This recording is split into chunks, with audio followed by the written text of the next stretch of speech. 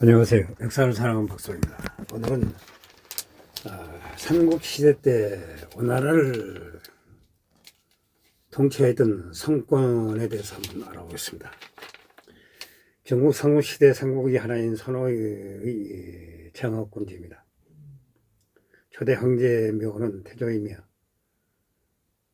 희호는 대황제, 성견의 차남이자 손책의 동생입니다. 자는 중모입니다. 강동 손씨 세력이 기틀을 닦은 형 손책이 급사한 이후 그 자를 이어받아 적절한 군사활동과 애교로 강동을 천하 삼문하는 한 축으로 기원했습니다. 예정에서는 비교적 많은 실패를 하였지만 자신의 통치 구역을 잘 다스리고 예적을 물리친 등의 성과를 거두어 자신의 권위와 위상을 크게 높였습니다. 229년에 황제로 즉위하면서 오나라를 건국하였습니다. 나라를 건국한 장하군주는 동시에 삼국시대의 대표적인 수성의 군주로 알려져 있습니다. 그러나 황제로 즉위하면서 오나라를 건국한 이후 말년이 여러 실책을 보기도 하였습니다. 보도 강범위한 역사적 측면에서 오나라를 건국한 성과는 강남을 본격적으로 중국 역사의 중심적인 무대로 옮기기 시작한 인물로 볼 수 있습니다. 그가 현 동호의 통치를 통해서 강남 지역의 여러 이민족들이 토벌되고 중화만화권이 서서히 편입되었으며 강남을 배경으로 하는 본격적인 국가 및 사회 체제가 등장하게 되었습니다. 이런 동호의 유산은 거의 그대로 육조 시대로 이어짐으로써 남북조 시대의 한 축을 담당하게 되었습니다.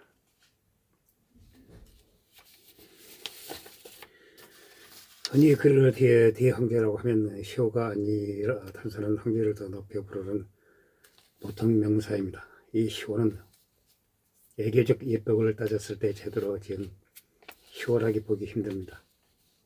그래서 대황제는 희호는 후대의 오나라가 기본적인 예들도 모르는 촌동네라고 비난당하는 이유 중 하나가 되었습니다. 실제로 삼국지의 저자 진솔은 이 나라를 정통으로 봤습니다. 주충군주 조조를 무제 장하군주이며 초대 황제 조비를 문제, 이대 황제 조회를 명제 등으로 호칭하였습니다. 진수가 한때 생겼던 초과는 유비 유선을 각각 선주 후주로 어느 정도 권위 있게 존중해서 표현하였습니다.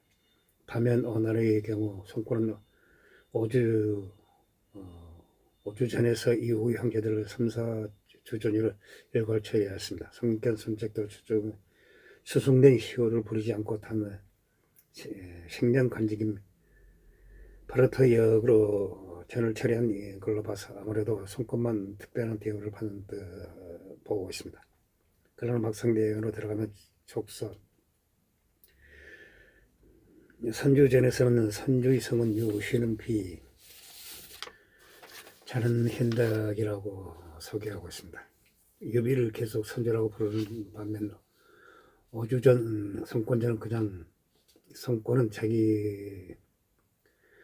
자가 중무이다로 시작한 이후 그냥 계속 성권이라고 부르고 있습니다. 책법가에는 성권이 풍물을 배간 자염이라고 묘사하는데 그의 눈이 푸른빛이었다는 것은 연의 창작이며 자색 수염은 헌재 춘추의 기록입니다.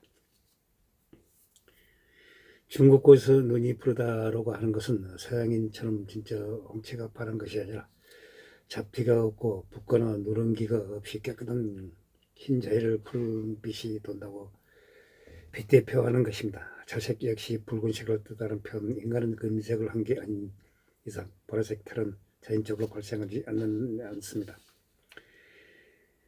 쥐는 흑발을 녹발, 햇볕에 비치면 색이 붉게 비쳐 보이는 열은 흑박을 자세히로 빗대기 때문에 실제 성분 역시 엷은 흑발이었을 것이다 라고 보고 있습니다.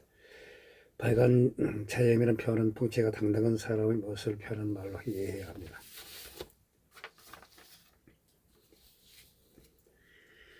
태평 아람에 나오는 원희지의 한 표적 기록에 따르면 성견이 합이 생길 때 성권이 태어났습니다. 턱은 네모나고 입이 크고 눈빛이 반짝반짝해서 성견이 기이하게 얘기했다고 합니다.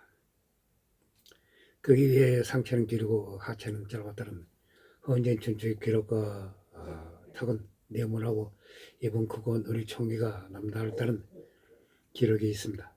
성골의 풍물을 두고 서로나 연위에서 배양을 강조하여 눈빛의 기이함을 강조한 것은 이런 성골이 눈빛이 남다르게 빛나고 총기가 있어 기이하다는 기록에서 기인한 것으로 보고 있습니다. 다만 건강실록에서는 인정한 강표전에 묘사된 성골의 외모는 넓은 이마를 가졌다고 쓰여 있습니다. 그의 아버지 성골의 미취에 대한 자세한 모습은 없으나 그의 외모는 평오하지 않았다고 합니다. 이런 미로 보아 성골의 생김새는 이국적인 모습이었을 것이라고 보고 있습니다. 형 선책은 특이한 외모에 대한 언급은 없고 대단한 미남이었다고 기록되고 있습니다. 이는 그의 어머니 쪽의 영향이 컸을지 모릅니다. 그 외 후대 인물 한온의 평가 중에서는 한온이 눈은 저젖빛 저수정이 모서리 같고 수염은 구순도 지털이 바닥에 선 듯하며 어렸을 때부터 기골은 남달라 사마의와 성골이 풍부와 비교된다는 기록이 있습니다. 사마의도 꽤나 풍채가 좋은 인물이었기에 성권 역시 남자답게 풍채가 좋은 인물이었다고 볼 여지가 있습니다. 성권이 기이한 눈빛을 가진 것과 똑같이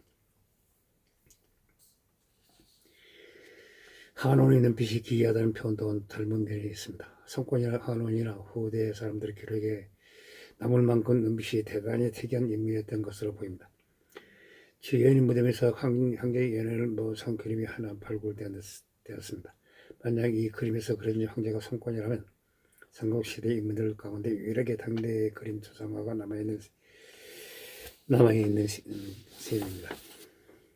성권의 신체적 기도 상견 현재 전투에서도 기록되어 있는데 장녀가 합비해서 성권을 격파한 후 항복한 오나라 장수들에게 오나라의 태가 후미에 나와서 싸운 장수가 자젖빛 쇠며 상체가 길고 하체는 짧다. 말을 잘 타고 궁세를 내겠다. 그 장수는 누구요? 하라고 물었다. 그들이 그 사람이 바로 성권이라고 했다. 악친과 서로 장녀가 악친과 서로 멍하니 바라보다 뒤늦게 쫓았지만 잡을 수 없었다. 성권은 죽은 뒤에 장릉에 묻혔다. 이곳은 당시 난경의 종선을 가리킨다. 그는 자신의 할아버지 선종의 이름자를 피해 장선이로 바꾸고 자신의 무덤을 장릉이라고 하였다. 명나라 말 청나라 초문인 장대의 저서 도암몽옥에 따르면 호난 명태조 주원장이 종세 자신의 무덤에 효령을 만들 때 담당관이 성권의 무덤을 위장하자고 건의했다. 주원장은 성권은 영웅이다. 그대로 돌아오고 했다. 그를 남겨두고 문을 지키게 하라고 했다고 한다.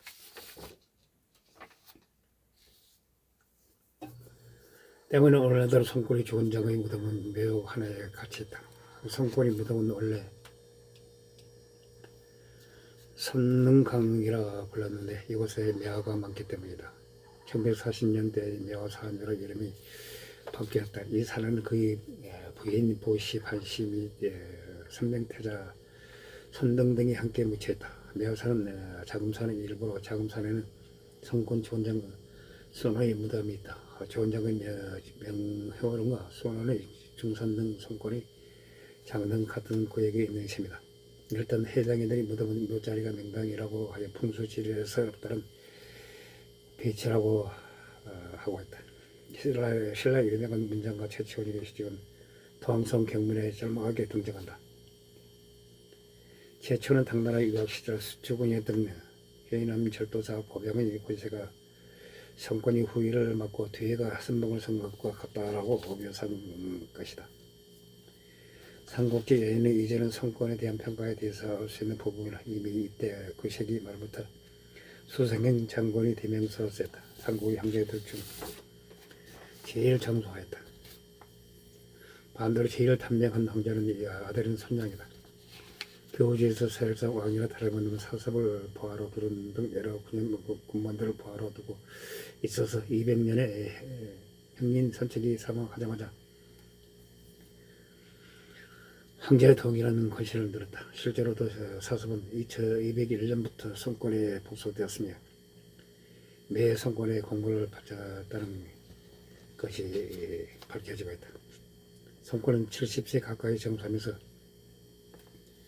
여러 행적을 넘긴 데다 그 행적에 대한 평가도 굉장히 많다. 구체적인 총평을 내리기 어려운 군주이다. 즉 성권 역시 유배나 조조와 마찬가지로 평가가 갈리는 인물이라고 할 수 있다. 공격과 방어 능력의 차이가 있다. 공격을 떠나지 못하는 게 중문이다.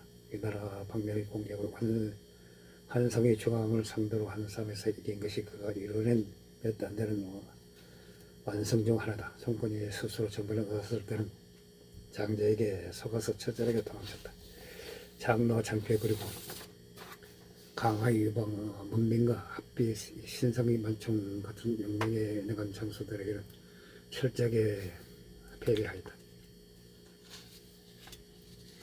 그가 진정을 하여 승리를 거두는 전대에서 적장들은 이술, 황조, 주광,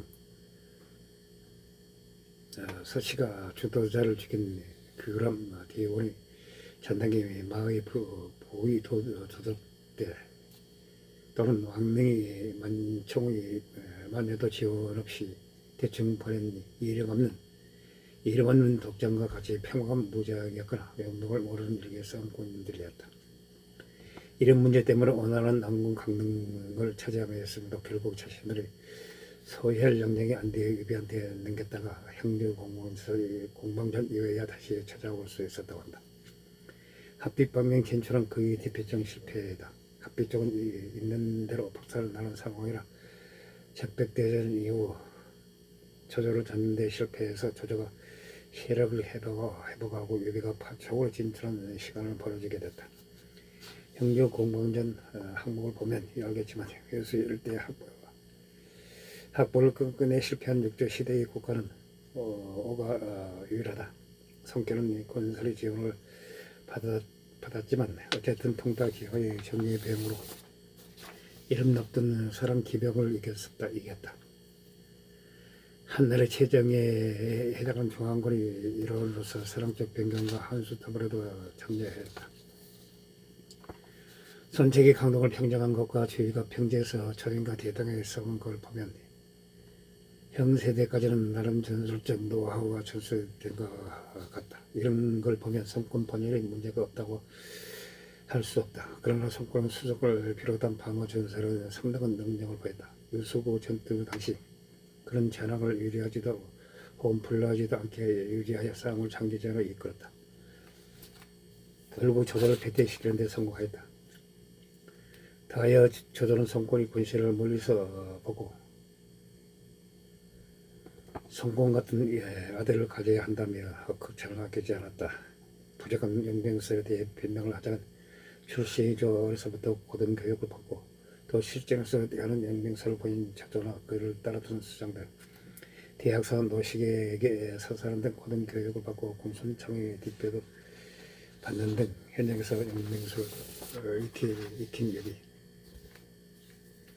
탁월한 파이터로 싸움 실력만은 뛰어났던 아버지 성병과 어린 나이로부터 문스님 밑에서 정관한 형 손잡고는 달리 성권은 아버지 형과 나락으로 일궈낸 강동 군주가 되고 나서 정치에 역량을 집중하였다. 군사 공면으로서 경험을 쌓은 일이 없었다. 또 다른 원인은 오라는 나라 자체가 가지고 있는 문제도 있었다. 이 나라의 병적 체계는 청나라의 위나라와 달리 세습병령제였다는 것이다. 물론 병호를 따라서 할당하여 병력을 보고하는 해병제 자체는 전국 모두 실행됐지만 오해선이 이 병호를 시급처럼 신하들에게 분배하여 평지에도 병호를 부려 농지 개간되게 노동력으로 쓸 수 있게 하였다. 이런 방식은 사실상 혼수들에게 공식적으로 사당을 부를 수 있게 해준 셈이다. 이와 초고등 호족연합이라는 중앙 관역이 중국의 다른 왕조보다 약하지만 오는 태생의 지방, 군몰과 지방, 호족계의 할거에서 도라는 특성상 중앙의 권이나 정동성이 한의 계승이라는 프레임을 가진 이 나라 초강보다 더 떨어졌다. 그 탓에 오히 중앙 전문 호족들에게 특히 따위를 회해야만 했던 것이다. 즉 성과는 호족들이 통과해 등극한 우두머리와 같은 전제에서는 모든 군권을 가질 수 없었기에 지휘체제가 통일되어 있지 않았다는 것이다. 물론 이 방법은 군비를 지를 수 있는 장점이 있었지만 호족들 사이에 갈등이 생기면 중앙정부로서는 곤란되다가 무엇보다도 전투 중에 부하 장수가 싸움을 거절함에 대안이 없는 지휘체제였다. 이 나라 초관의 경우에는 부하 장수가 전투에 나가지 않겠다고 버티면 중앙정부가 이를 군율로 다룰 수 있었지만 원하는 군권을 각 호족이 가지고 있었으므로 방법이 없었다. 성권이 전쟁에 적극적으로 나선 이유를 여기서 찾는 게가 있다.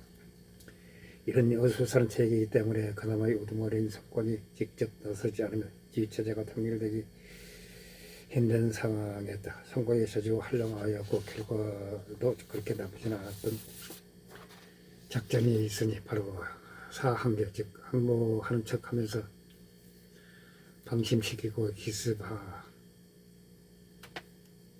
기습하는 작전이다. 삼국지 사항계 하면 한계의 교육지계가 생각나게 이것일까 싶겠지만 교육지계는 성과에 낸 계책도 아니고 예리 창작이다.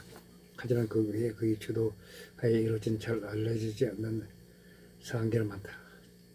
첫째로 비록 실패하긴 했지만 219년 조씨 정권의 양호를 관해 첩자로 활용하라고 한 것이다.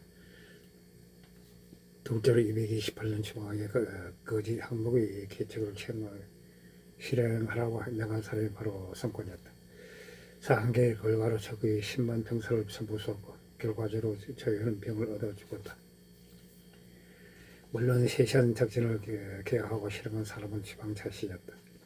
이 사항계를 명한 것은 성권이었으며 사실상 전술적으로나 전략적으로 성권이 거둔 최고의 군사적 성과가 바로 이 석정전투이다. 10만 명을 격파한 것도 그렇고 조의 신황제 세력의 거두했던 저희를 몰락시킨 쉽게 결국 한 건이 야기해지는 결과를 불러왔다. 물론 성권이 이 승리를 장기적인 소득으로 이어가지는 못했다. 전투의 최고 수혜자에게는 어마어마한 효과가 있었다. 첫째로 231년 선포의 위나라의 거지 항복 또한 사항제였다. 그러나 이는 만천개의 간파당하여 큰 성공을 거두지는 못하였다. 적의 실패 군사를 없애는 데 성공하였다. 마지막으로 제갈일로 하여금 제갈들은 쇠기하였지만 이것은 실패하였다. 이처럼 사항기를 하려는 성권에 대해 오삼성은 자칫 통강의 수석을 달아 이런 평을 하였다. 성권은 원나라와 군력이 이 나라에 미치지 못한 점을 헤아려서 이 나라를 새기는 기책으로 책을 유일하여 함정에 내으라고 하였다. 이런 제갈량의 체험을 두고 다투는 마음을 갖고 있지 않는 것이다.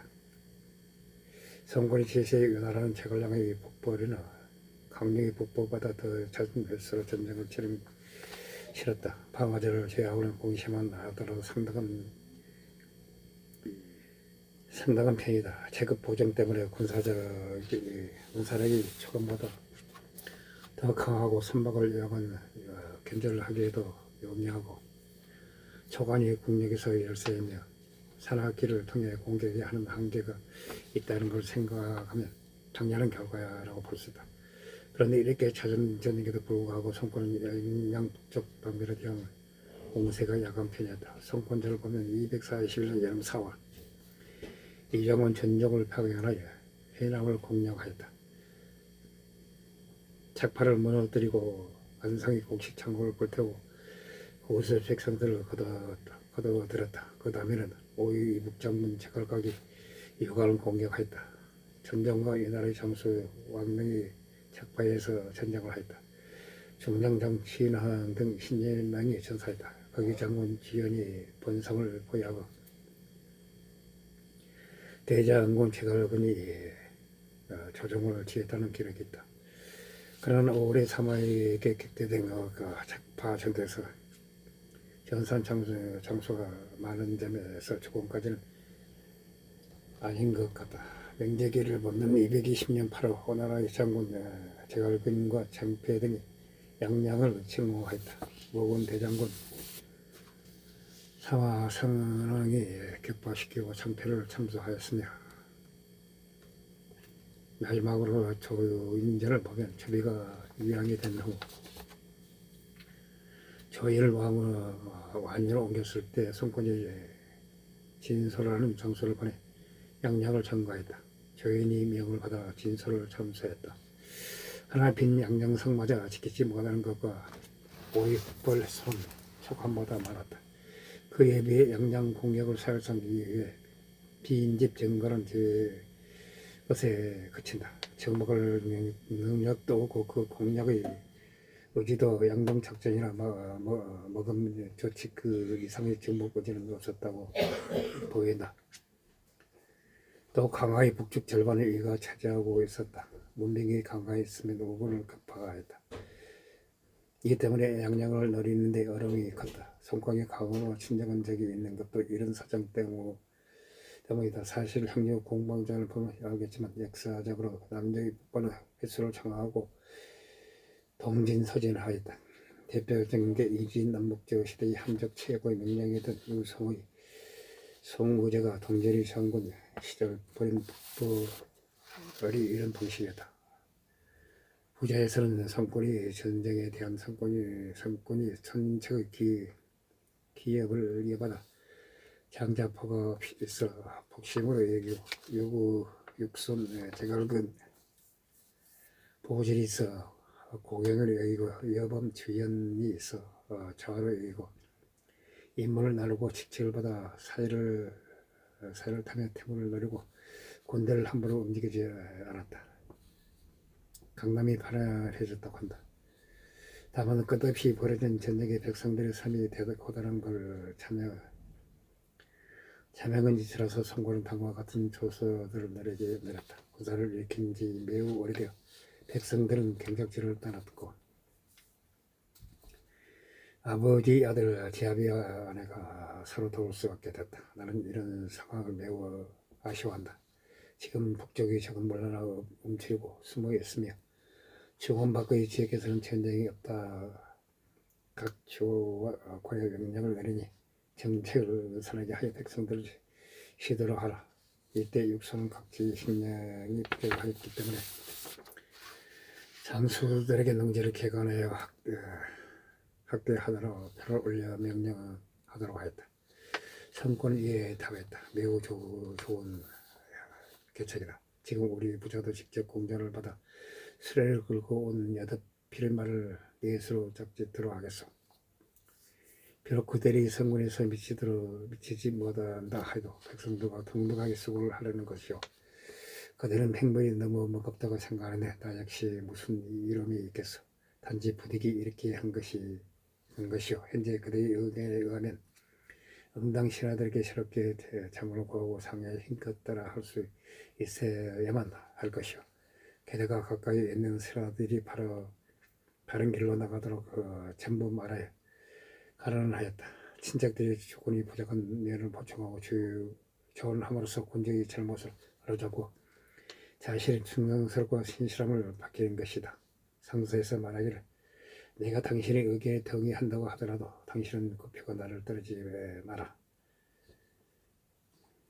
라고 하였어. 내가 어찌 충원이로 신의 부족함을 보충하는 것을 좋아하지 않겠는가. 그런데 그들은 갑이 전부 진술할 수 없다 라고 했으니 어떻게 충성스러운 말이라고 할 수 있겠어. 만일 지가 놔둔 신하들을 중에서 받아들여 쓸 수 있는 의견을 제시한 자가 있다면 어찌 사로서 말을 버리고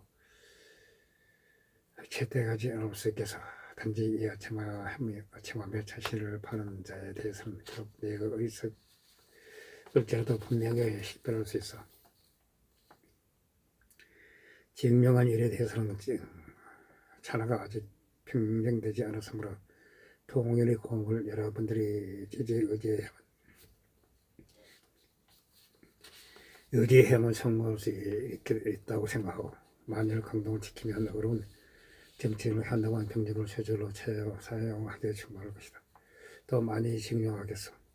단지 앉아서 강당을 지키고 있는 것은 얕은 생각이라고 할 수 있어. 만일 미리 증명하지 않는다면 아마 때에 임하여 곧바로 쏠 수 없을 것이다. 또 나와 그대는 신분과 명분이 흰자게 다르다. 기뻐하고 근심하는 것은 실제로 같다. 그대가 보려온 표에서 말하기를 감히 여러 사람들을 따라하며 자전에 구차게 전화를 면하지 않겠다고 하였다. 이것은 확실히 내가 만족해야 하는 것이다. 그대에게 바라는 것이 있다. 그리고 손권은 담당 관리에게 명하여 변명 정원을 잘 뺏기도록 하고 낭중 제공에게 이걸 육성하고 제갈관에게 보내 타당하지 않겠다고 생각되는 것은 삭제하거나 덧붙이도록 하였다. 226년 10월 6선의 증명과 세금 영부를 느슨하게 해달라는 청에 답을 내리며 전쟁이 장기간 그치지 않아 백성들은 부역으로 고통을 당하며 세금이 간혹 거둬지지도 아니하니 각종 세금을 느슨하게 하고 다시는 지척하여 징수하지 말라고 당부하였다.